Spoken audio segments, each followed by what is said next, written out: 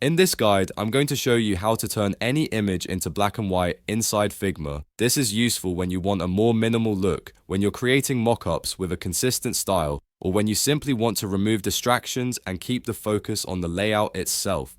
Figma doesn't have a traditional photo editor like Photoshop, but it does give you enough adjustment controls to convert an image to grayscale in just a few steps. Start by opening your Figma file and selecting the image you want to edit. Once the image is selected, look at the right-hand properties panel. This is where you manage everything related to the image, like size, opacity, and effects. Scroll down until you see the section labeled Fill. Inside Fill, you'll find sliders for exposure, saturation, temperature, tint, highlights, and shadows. These controls allow you to change the overall tone of the image. To turn the image into black and white, the only adjustment you need to change is saturation. Drag the saturation slider all the way down to its lowest value. As soon as you do that, the image will instantly convert into a grayscale version. You can leave it as it is, or if you want to make it look even cleaner, you can adjust the contrast, exposure, or highlights to get a sharper black and white effect.